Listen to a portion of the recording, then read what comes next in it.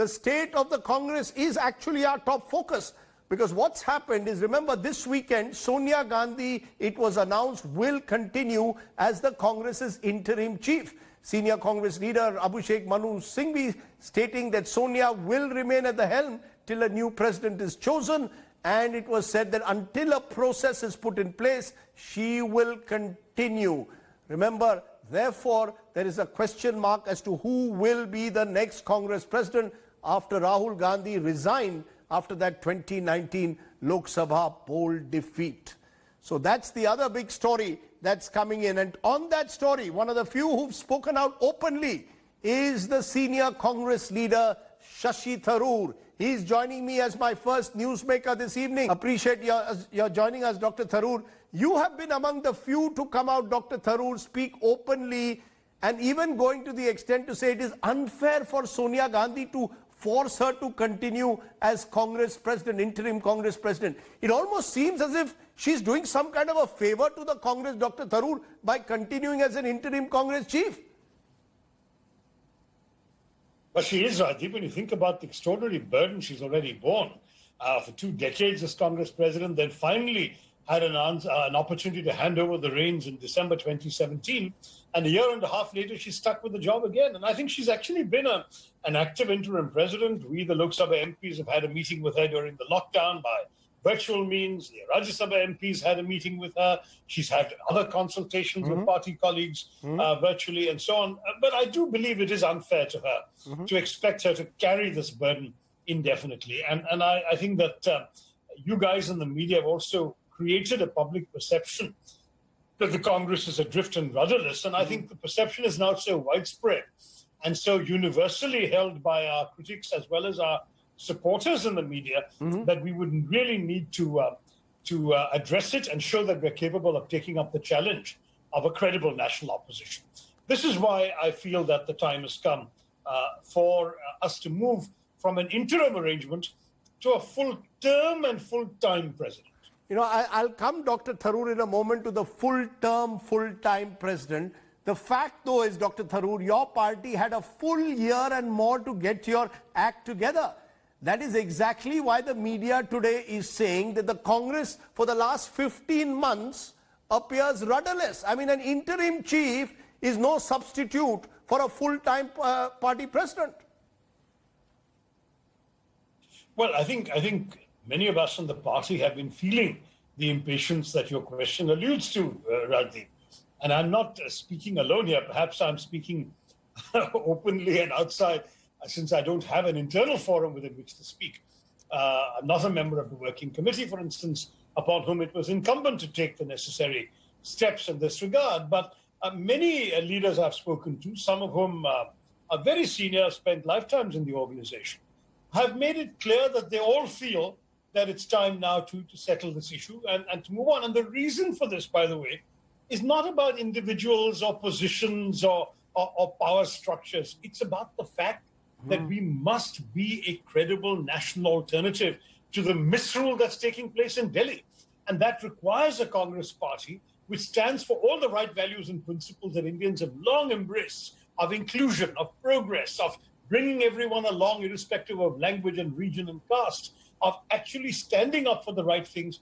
That party, the Congress party, must be given a chance to show that it's revitalized, re-energized, and ready to take on whatever this government will fling at us. You know, but that is what some of us feel we haven't had a chance to do. You know, but Dr. Tharoor, the truth is also that there is a belief in general that Sonia Gandhi is keeping the seat of Congress president warm for Rahul Gandhi, who resigned and is now reluctant to return. The message, therefore, that also goes out is that the Congress can't do without the Gandhis, that you have to wait for Rahul, that the party can't look beyond the Gandhis. I mean, what kind of a message is that for a modern political party? Rajiv, let me say, first of all, there's a clear factual common sense answer here, which is that, of course, if Rahul Gandhi is ready to resume the leadership, all he has to do is withdraw his resignation. He was elected in December 17 to serve. His resignation was accepted with great reluctance by the working committee, and that too with an interim arrangement. If he were to say tomorrow, I'm withdrawing my resignation, the working committee will gladly, I'm sure, I'm not in it, but I'm sure, will say, we accept your withdrawal. please take over, and that's the end of the story. And because that will be welcomed widely by the Dr. party Tharoor, rank and file and party workers, I don't think that anyone is making an issue of that. The problem Dr. is Tharoor, that if he doesn't want it, then we have to take action. And that action must be to create a process or a system through which we can exist as leadership issue. Dr. Tharoor, where in the world does a political party, forget or indeed any company or institution, wait for an individual to decide for 15 months whether he or she wants to come back? Anywhere else by now a process of election or any other way of choosing a leader would have been put in place. That hasn't happened. Well, listen, that's pretty much what some of us are saying, that if Rahul ji wants it, he was the last incumbent, he should pick up the reins and run. He's been doing a great job, I think, during the lockdown in articulating fiercely opposition and criticism of the misdeeds and mistakes of this government. And I think in all fairness, if he wants to continue with that as president, the party would welcome it. And I think many in the opposition have been applauding it because, frankly, very few others are speaking so clearly and so loudly and so consistently. But if he says, listen, I'm doing my own thing this way, but I don't want the burden of actually running the party, then I don't think we should wait indefinitely. And many of us feel that we don't want to wait Dr. Tharoor, the fact is he has already said that, Rahul Gandhi has already said that he doesn't want to take, he's given enough indications he doesn't want to take the burden of Congress president. Therefore, I ask you, why can't a Shashi Tharoor or whoever else say, I'm putting up my hand, let's have elections like good old days, let's elect a party president, let's have a new, perhaps a new Congress. We have many leaders, so don't take any individual names, and certainly not mine, because there are people with lots and lots of organizational and political experience who could offer themselves once there is a process within which they can offer themselves. Where is the process? You said, I'm putting myself forward for what? I mean, there's got to be an announced election. There is a procedure. For example, when Rahul Gandhi was elected, Sonia Gandhi announced she was stepping down.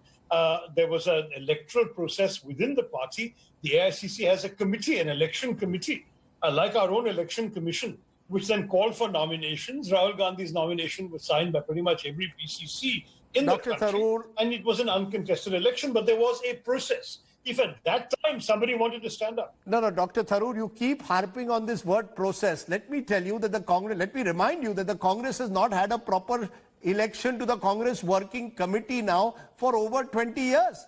You have an unelected Congress Working Committee, an interim president, a Rahul Gandhi who is your de facto leader but will not take up the de jure responsibility of Congress president. What is this process you're waiting for? Why can't you have, as any other party in the world would have, a democratically elected president and CWC members elected?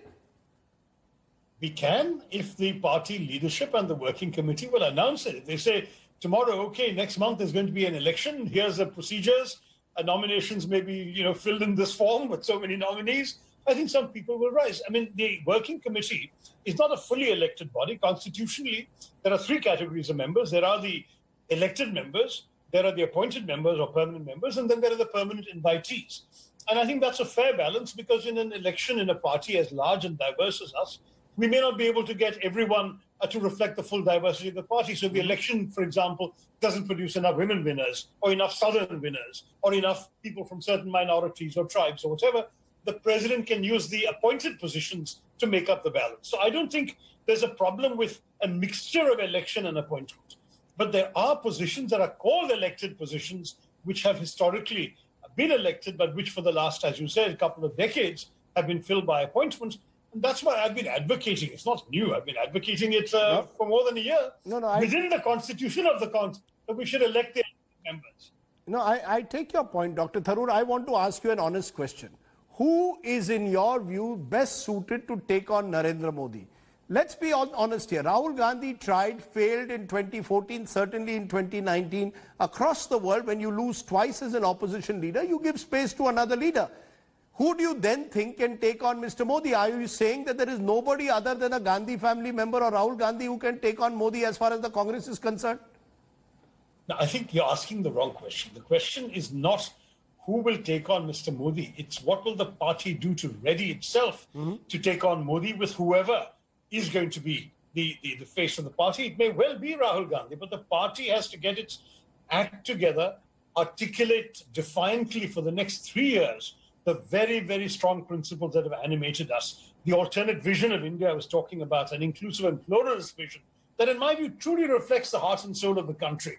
The ideology of an inclusive and progressive party, liberal and centrist in its orientation, committed to social justice and individual freedoms, and patriotic. Why should we cede nationalism to the BJP? We are the party of Indian nationalism. We are patriotic, and our record shows it in our determination to protect national security and at the same time to promote human security. All of this has great appeal if it's projected properly. And to do that, irrespective of who the individual is, the party has to get its act together. We can't leave the national field uncontested for the BJP's distorted, bigoted, narrow-minded version of what India stands for. So I believe, listen, don't forget, the party has bounced back many times before. With proper focus, it can bounce back again. India needs a credible national alternative. Only the Congress can provide it. And so I would urge any friends like Sachin Pilot or anyone else who may be letting their frustrations boil over to stay in the party and struggle with us for a better India. And we need an effective Congress to be able to do that. You know, I believe we can. We just need that decision to be taken. The good news, Dr. Tharoor, for you today is it appears that Sachin Pilot has decided to stay on. The question is whether you or any of the others, or Manish Tiwari, I could put a number of names who represent the communicative face of the Congress, a slightly younger, more modernist face of the Congress. Will they ever be given those opportunities?